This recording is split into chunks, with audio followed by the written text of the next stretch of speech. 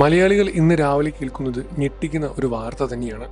പ്രതിപക്ഷ നേതാവ് മുൻ മുഖ്യമന്ത്രിയുമായ പിണറായി വിജയന്റെ വീട്ടിൽ ഇഡിയുടെ റെയ്ഡ് നടന്നുകൊണ്ടിരിക്കുകയാണ്.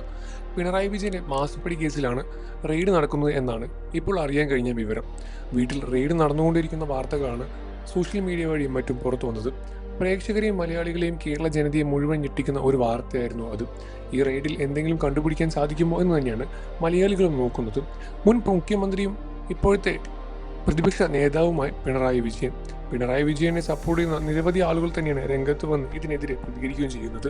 എന്നാൽ ഒരു റെയ്ഡ് നടക്കുന്നതിൽ വലിയ രൂപത്തിലുള്ള പ്രശ്നങ്ങളൊന്നുമില്ല എന്നും അവർക്ക് പേടിക്കുന്നില്ലെങ്കിൽ ഒന്നും ഒളിക്കാനില്ലെങ്കിൽ എന്തിനാണ് പേടിക്കുന്നത് എന്നും മലയാളികൾ ചോദിക്കുന്നു.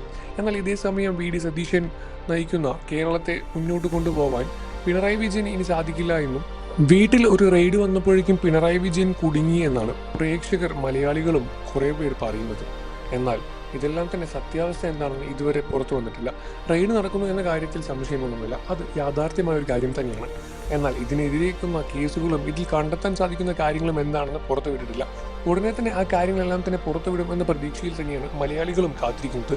എന്താണ് യഥാർത്ഥ സംഭവം, പിണറായി വിജയൻ എന്താണ് ചെയ്തത് എന്നും എന്താണ് ഒളിച്ചു വെക്കാൻ ശ്രമിക്കുന്നത് എന്നുമാണ് മലയാളികളും കേരള ജനതയും നോക്കുന്നത്. എത്രയോ ആളുകളുടെ വീട്ടിൽ ഇതുപോലെ റെയ്ഡ് വന്ന് റെയ്ഡിൽ ഒന്നും കണ്ടുപിടിക്കാൻ സാധിക്കാതെ തന്നെ ടാക്സുകാർ വെറുതെ കയ്യും വീശി പുറത്തു പോയിട്ടുമുണ്ട്.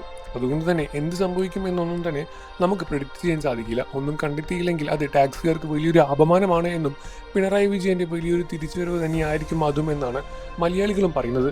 എന്നിരുന്നാലും നിങ്ങൾ ആരെയാണ് സപ്പോർട്ട് ചെയ്യുന്നതെന്ന കാര്യം വീഡിയോയ്ക്ക് താഴെ കമൻറ്റ് ചെയ്ത് പറയുക. വാർത്തകളും വിശേഷവും എത്രയും പെട്ടെന്ന് അറിയാൻ നമ്മുടെ വീഡിയോ ലൈക്ക് ചെയ്ത് ചാനൽ സബ്സ്ക്രൈബ് ചെയ്ത് സപ്പോർട്ട് ചെയ്യണം ഫ്രണ്ട്സ്.